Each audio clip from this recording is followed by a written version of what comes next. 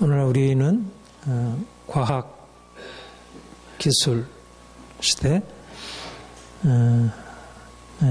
지식 정보 사회에 살고 있습니다.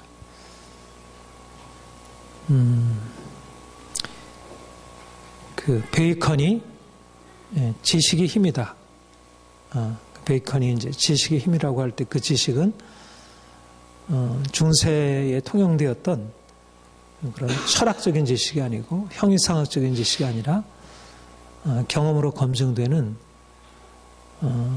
과학적인 그런 지식이 힘이다. 그렇게 얘기를 했는데 실제로 그 이후에 과학기술이 발전하면서 얼마나 우리의 삶에 큰 변화를 가져다 주었는지 우리가 늘 우리의 삶에서 경험하고 있는 바입니다.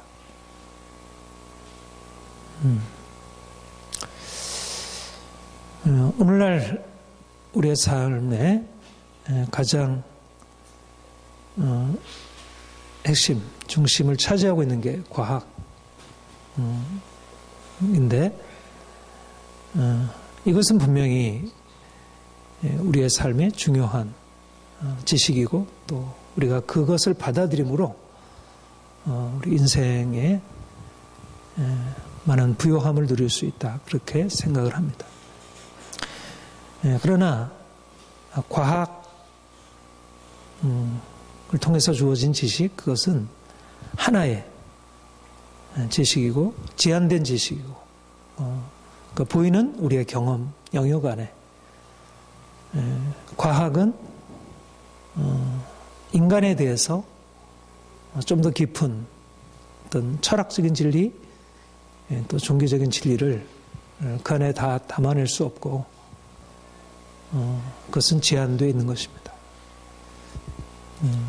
더구나 복음의 진리, 천지를 창조하신 하나님이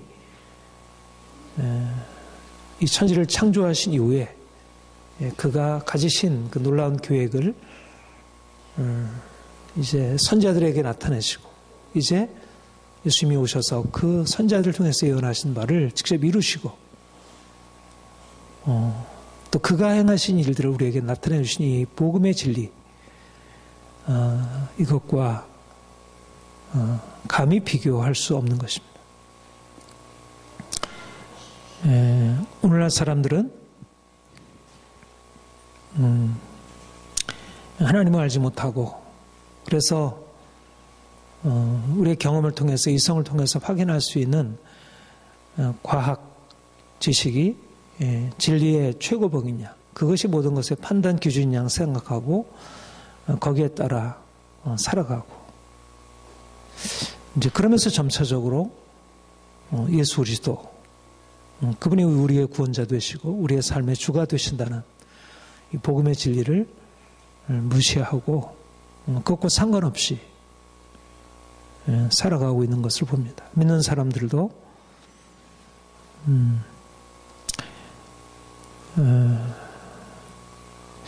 항상 복음 진리는, 그러니까 진리는 항상 사람들로부터 그렇게 환영받은 적은 없습니다. 그런데 지금은 더 그렇게 되었습니다.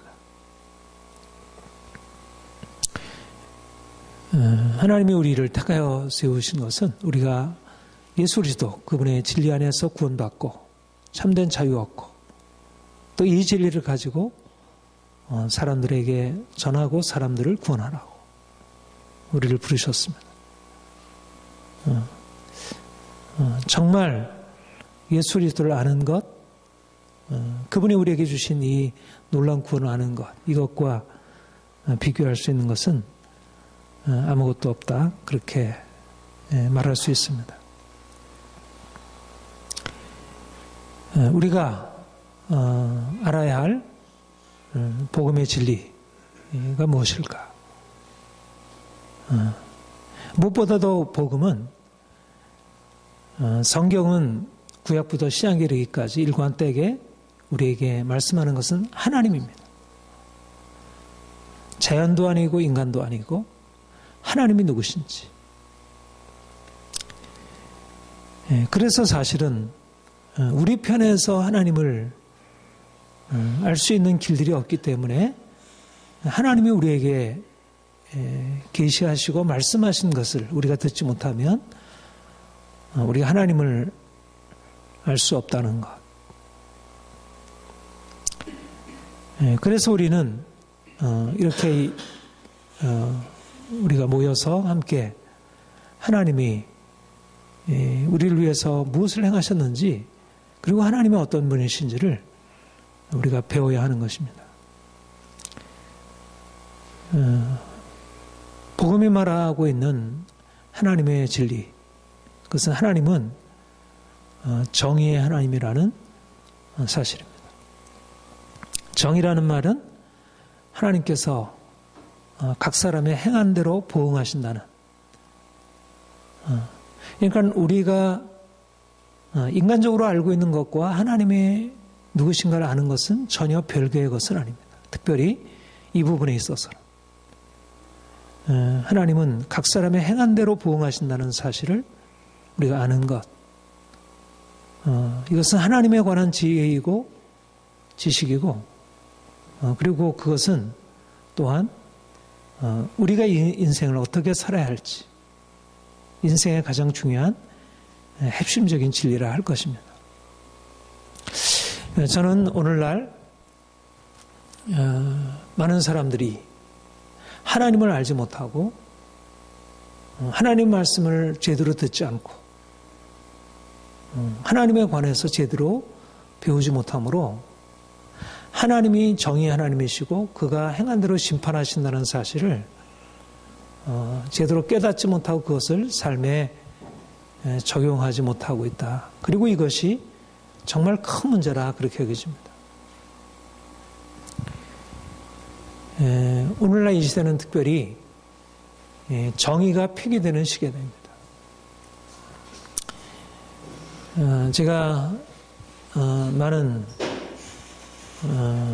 이제 불신자들이 하나님을 알지 못하는 그런 사상가들, 철학자들, 과학자들이 쓴 것을 보면 정의라고 하는 것은 우리의 삶의 경험 속에서 어느 정도 필요하긴 하지만 그러나 성경이 얘기하는 것처럼 그렇게 선과 악이 분명히 구분되고 그리고 하나님이 각 사람의 행한 대로 선한 사람에게는 상을, 악한 사람에게는 벌을 주는 그런 하나님이 계셔서 우리 인생이 그것대로 평가된다는 사실을 대부분의 사람들이, 오늘날 특별히 많은 사람들이 믿고 있지 않다는 것입니다. 그걸 받아들이지 않고 그것을 거부하고 있습니다. 그런 영향으로 인해서 오늘날 많은 사람들이 인생을 살아갈 때 전에는 그렇게 분명했던 인과응보, 권선징악 그런 너무나 이게 당연한 그런 정의에 관한 지식을 사람들이 잃어버리게 되고 그래서 점차적으로 오늘날 사회가 더 아주 비도덕적이고 악하 일들이 더 많아지고 있는 것을 사람들이 지식 있고요 아주 정말 뛰어난 이제 그런 지혜들을 가지고 있어 보이는데 그러나 그들이 이 땅이 정의로 지배되고 있다는 사실을 믿지 않는 것입니다. 로마서 1장 22절에 스스로 지혜했다나 우준하게 되어 그렇게 하나님 없는 사람들에 대해서 말씀하고 있는데 사람들이 자기 자신에 대해서 지혜롭다고 생각하지만 그러나 어리석게 된 것입니다. 자들의 경험에 근거해서 정의라는 것은 존재하지 않고 오히려 불편하고 그것은 오히려 억압적인 것이다. 여러분, 그래서 사실은 우리가 이 시대를 살아가면서 정말 깨어 있어야 한다 생각을 합니다. 우리가 대부분의 사람들이 하나님 없이 살아가기 때문에 그들의 삶이 점점 말씀의 기준에서 떠나서 악한 일을 행하면서도 그 악에 대해서 하나님의 보응이 있다는 사실을 알지 못하고 거짓말하고 다른 사람에게 빼앗고 그리고 다른 사람을 누르고 살인하고 음란하고 그러면서도 그것이 얼마나 두려운 결과를 가져올지를 알지 못하고 있습니다. 우리가 말씀 안에 분명히 깨어있지 않으면 그런 사람들이 살아가는 모습을 보고 또 그 사람들의 얘기를 듣다 보면 그게 당연한 것으로 받아들여지고 어느 사이인가 우리의 마음이 둔하게 되어서 그들의 삶을 그냥 묵인하게 되고 또 알게 모르게 그것을 받아들이게 됩니다. 성경은 정의에 관해서 분명하게 말씀하고 있고 이것은 사람들이 인정하든 인정하지 않든 객관적인 진리의 사실입니다. 성경이 말씀하기는 로마서 2장 6절 8절에 보면 하나님께서 각 사람의 행한 대로 보응하시되 참고 선을 행하여 영광과 존귀와 썩지 아니함을 구하는 자에게는 영생으로 하시고 오직 당을 지어 진리를 따르지 않는 자에게는 진노와 분노로 하시리라. 하나님이 각 사람의 행한 대로 심판하신다. 보응하신다. 참고 선을 행하여 영광과 존귀와 썩지 아니함을 구하는 자에게는 영생, 오직 당을 지어 질 쫓지 아니하는 자에게는 진노와 분노. 분명한 기준, 하나님의 율법의 기준, 의의 기준을 가지고 각 사람들을 평가하시고 판단하실 것이라는 것입니다.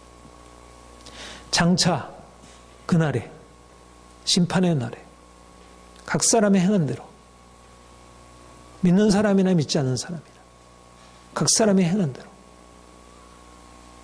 판단하실 것이다. 참고 선을 행하여 영광과 존귀와 썩지 아니함을 구하는 자에게는 영생을, 당을 지어 진리 쫓지 않고 악을 행하는 자에게는 영벌을. 악을 행하면서도 하나님의 진노와 분노를 피할 길이 없다는 것입니다. 다른 사람의 것을 빼앗고 도적질하고 거짓말하고 탐욕하고 부모를 거역하고 배반하고 음란하고 악을 행하는 자들에게 하나님의 진노와 분노가 떠날 수 없다는 것입니다. 이것은 장차 심판의 날만이 아니고 이 땅에서도, 이 땅에서 모든 하나님의 보응이 다 주어지는 건 아니지만, 그러나 분명한 사실은 이 땅에서도 하나님이 통치하시고 있고 각 사람의 행한 일을 다 달아보시고 있고 낱낱이 기록되고 그 행한 것에 따라 하나님이 심판하신다는 것입니다. 이것이 성경이 우리에게 말씀하고 있는 진리입니다. 과학이, 철학이, 윤리가, 도덕이 이것을 다 가르치지 않지만, 그러나 성경의 진리는 분명하게 하나님은 정의로우시고 그 정의로운 하나님이 이 세상을 정의로 다스리시고 장차 정의로 심판하신다는 것입니다. 구약이나 신약이나 하나님은 동일하신 정의 하나님이시고 믿는 사람이나 믿지 않는 사람에게나 하나님은 이 동일한 기준을 가지고 판단하시고 평가하십니다. 오늘날 하나님을 알지 못함으로 정의 하나님을 두려워하지 않고 자기 욕심대로 죄 가운데 행하는 자들은 두려운 결과를 보게 될 것입니다. 현실적으로 사람들이 우리의 죄를 드러내지 않고 심판하지 않는다 하더라도 정말 두려운 것은 하나님의 심판이 각 사람들에게 준비되어 있다는 것입니다. 믿는 사람이 지혜롭다는 것은 다른 것이 아니고 하나님이 정의가 있다는 사실을 알고 정의 하나님을 두려워함으로 인생을 내 욕망대로 사람들의 이끄는 대로 살지 않는다는 사실입니다. 여러분, 우리는 정의를 폐기하는 시대에 진리를 믿고 진리를 따르는 사람들입니다. 아무리 돈이 좋고 권력이 좋고 명예가 좋다 하더라도 하나님의 정의를 떠나 자기 욕망대로 살면서 악을 행하면서 행복과 성공에 이를 수 없습니다. 우리는 하나님을 두려워함으로 악을 행하는 것이 어떤 결과를 낳는지 우리 스스로가 우리의 삶에 받아들이고 또 다른 사람들에게 악을 행하면 거짓되게 행하면 그 결과가 얼마나 두려운 것인지를 알려주어야 합니다.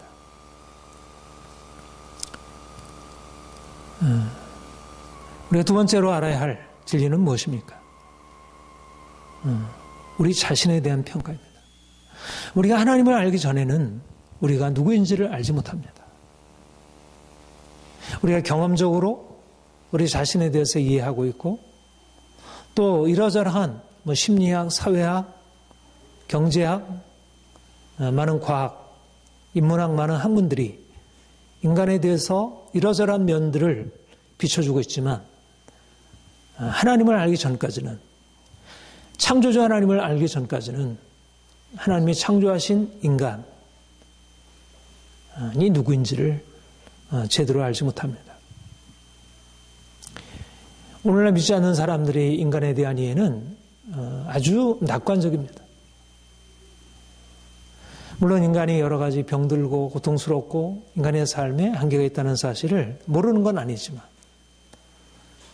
그러나 사람들이 자신의 이성을 가지고 만들어낸 오늘날의 과학기술 문명을 통해서 더욱더 사람들은 인간의 삶을 스스로 만들어갈 수 있다 생각하고 낙관적이 되었습니다.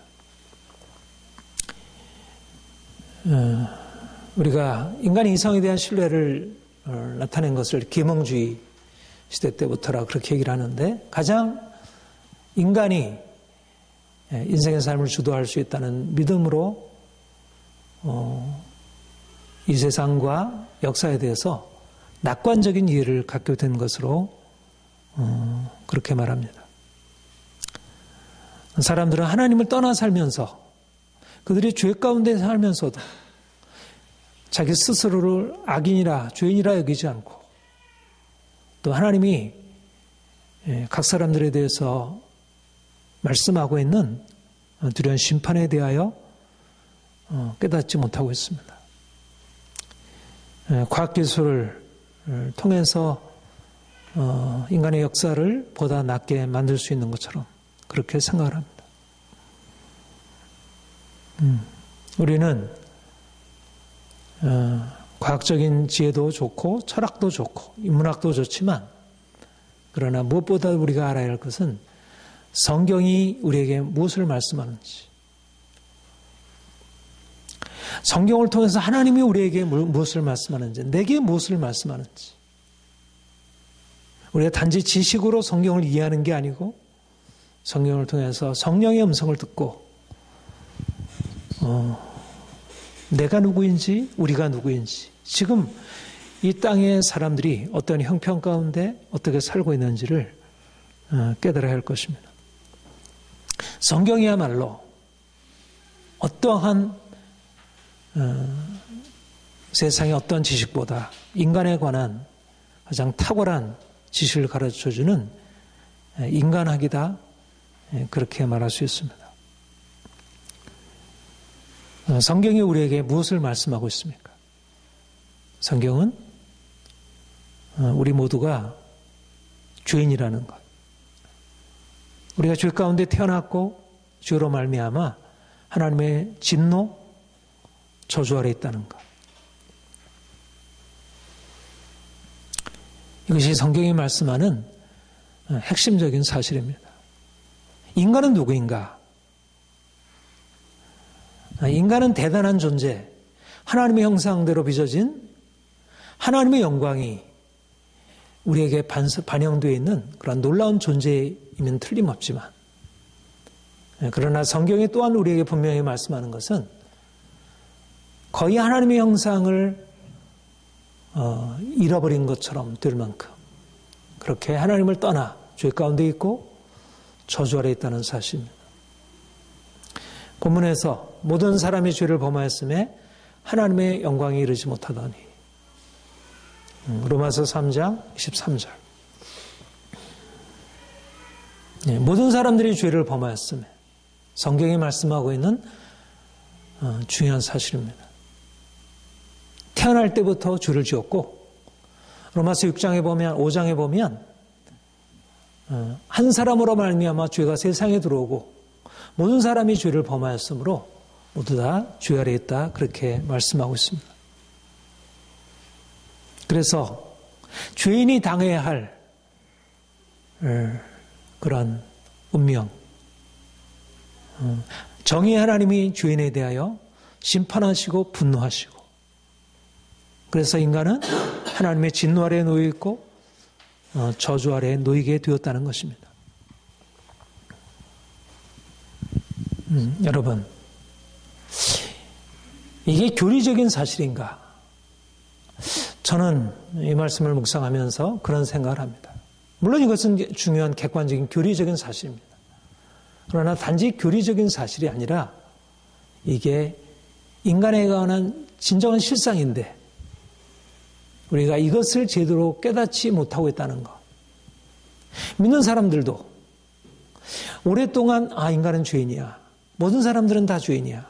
그래서 지옥 갈 수밖에 없어. 그렇게 알고 있지만, 그러나 실제적으로 내가 죄인이라는 사실을 그렇게 절절하게 느끼고 있는지. 저는 이것이 바로 우리의 가장 큰 장애물 중에 하나라 여깁니다. 우리가 왜 하나님과의 깊은 관계로 들어가지 못할까? 우리가 스스로 자신을 죄인이라 여기지 못하는 것입니다. 우리의 눈이 어두워. 우리가 죄인인데, 우리가 병자인데, 우리가 절망적인데, 자기 스스로를 그런 절망적인 죄인으로 깨닫지 못하고 있습니다.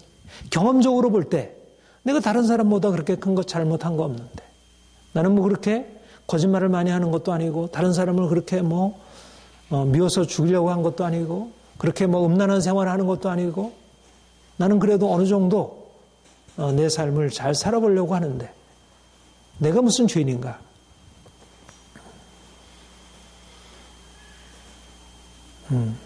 우리가 우리 자신에 대해서 가지고 있는 이런 평가가 얼마나 바른 것인지. 우리는 제대로 사실은 하나님을 알지 못하고 하나님의 빛에 비추임 받지 못한 것입니다. 우리가 지난주에 보았듯이 다메섹 도상에서 사도 바울이 부활하신 주를 만나고 그가 자신이 만삭되지 못해 난 작았고 하나님의 교회를 핍박한 죄인이라는 사실을 그가 알게 되었습니다. 그래서 그 은혜의 십자가 앞에 나아가 그 은혜를 경험했습니다. 저는 정말 필요한 것이 이것이구나.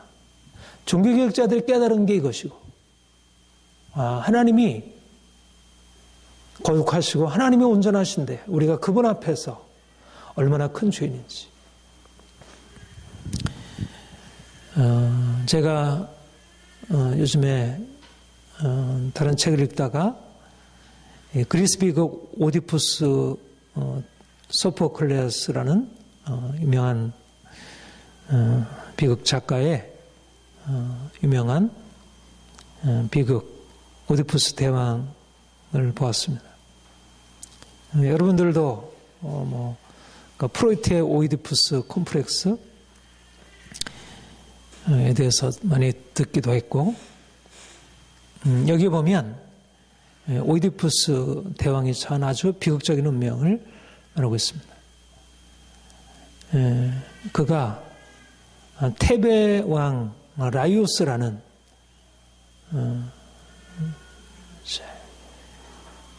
왕의 아들로 태어났는데 태어날 때부터 신탁을 받아 그가 장차 아버지를 죽이고 엄마와 결혼하게 될 것이라는 그런 예언을 받게 됩니다. 그래서 살해될 뻔했는데 그를 불쌍히 여긴 그 시종이 그를 죽이지 않으므로 그가 살아나서 결국은 고린도 왕의 보호를 받다가 나중에 그가 테베로 돌아와서 오던 길에 그 아버지를 부지 중에 죽이게 되고 또 그래서 테베를 건져내면서 엄마와 결혼하게 됩니다. 그리고 결국은 그 상황이 나중에 거기에 페스트가 이렇게 창궐하게 되면서 누구의 죄 때문에 이런 일이 일어났는가.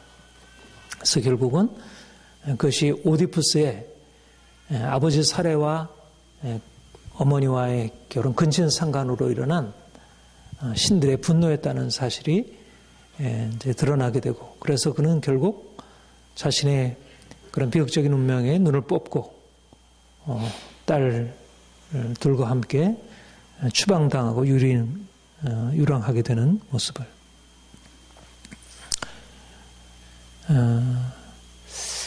저는 요즘에